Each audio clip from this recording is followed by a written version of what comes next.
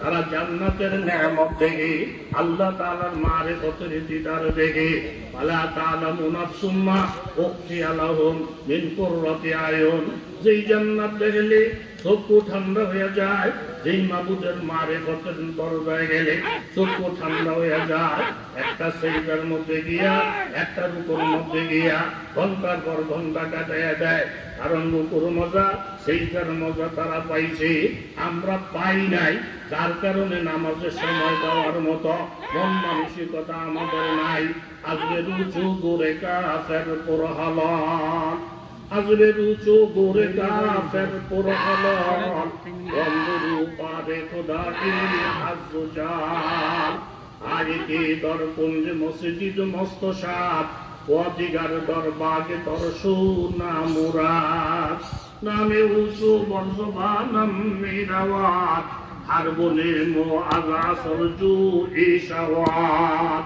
আল্লামা রুমি রহমাতুল্লাহ আলাইহি বলেন, একজন কাফের কবরের ভিতরে আছে কাফের, আর উপরে যদি আপনি ফুল দিয়া সুন্দর করেন, কাফের কবরের উপরে যদি এরকম আলোক সজ্জা করেন, কাফের কবরের উপরে যদি অনেক সুন্দর ব্যবস্থা করেন, কিন্তু ভিতরে যদি কাফের থাকে, উপরে সুন্দর ব্যবস্থাপনার দ্বারা ভিতরে শান্তির ব্যবস্থা হবে না। মুমিন বান্দাদের অবস্থা হইল এই, বাতিনুহু ফীহি রাহমা ওয়া যাহিরুহু মিন কিবালিহিল আযাব। একজন মুমিন বান্দার দিকে নজর করলে দেখবেন বাবা, এরকম তার বিল্ডিং এর খাতপাত বেশি নাই, কাপড় চোপড়ের জমজমাট বেশি নাই, খাওয়া দাওয়ার মানগত ভাব বেশি নাই। উপরের দিক থেকে যদিও তাকে দুর্বল দুর্বল দেখা যায়, কিন্তু মুমিনের ভিতরে আল্লাহ তাআলা এমন ভাবে শান্তি রেখেছে, এই শান্তির কারণে দুনিয়ার রাজা বাদশারা যদি জানতো একজন আল্লাহওয়ালার দিলের ভিতরে কত শান্তি, একটা রাষ্ট্র দখল করার পরিবর্তে আল্লাহওয়ালাদের মনের শান্তিটা দখল করার জন্য দুনিয়ার রাজা বাদশারা সরাসরি জিহাদের ঘোষণা দিত। জোরে বলেন ঠিক কিনা?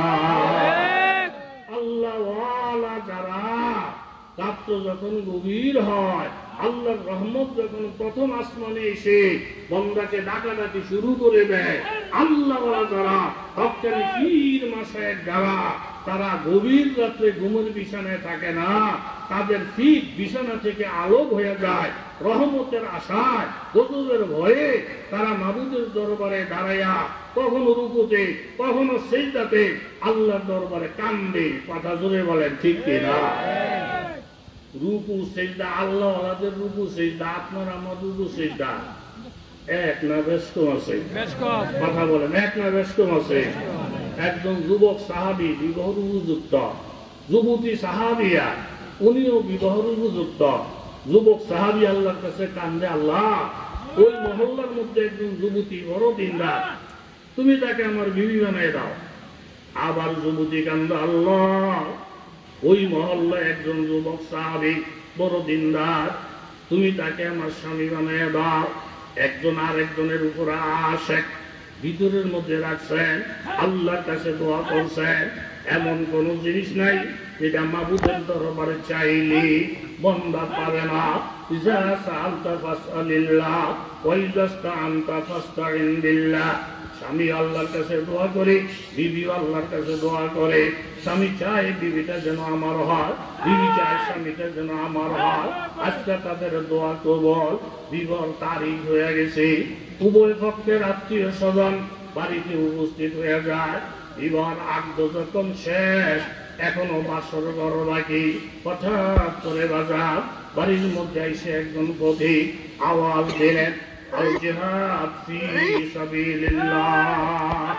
ও বাড়ির যুবক বুড়া বৃদ্ধ শোনো রে, অমুক জায়গার মধ্যে আল্লাহ আর নবী সাহাবী পাঠাইতেছেন জিহাদের জন্য। মুসলমানদের উপর আক্রমণ চলছে, মাবুদের কোরআন অপমান হয়ে যাচ্ছে, মুসলমানদের রক্তে জমিন লাল হয়ে যাচ্ছে। এমন কোন নবীর পাগল, কোরআনের পাগল এই বাড়িতে যদি থাকো, জিহাদের জন্য রাসূল আহ্বান করতেছেন। এই কথাটা যখন কানে আসে, জিহাদের আহ্বান শুই না বাজার একজন মেয়ে লোক ছোট একটা বাচ্চা কোলের মধ্যে নিয়ে মসজিদের দরজায় দাঁড়াইয়া বলতেছেন, নবীর সাহাবীরা শোনো রে, আমার নবীকে তো খবর দাও, আমি একজন বিধবা নারী, নবীজির সঙ্গে তো কথা বলতে চাই। সাহাবীরা বললেন, ইয়া রাসূলুল্লাহ, একজন বিধবা মা ছোট একটা বাচ্চা কোলে নিয়ে নবীর সঙ্গে কথা বলতে চায়। নবীজি গেলেন, মা কি জন্য আপনি আমাকে ডাকছেন? বলে, ইয়া রাসূলুল্লাহ, আজকে নাকি জিহাদের জন্য আপনি যোদ্ধা সংগ্রহ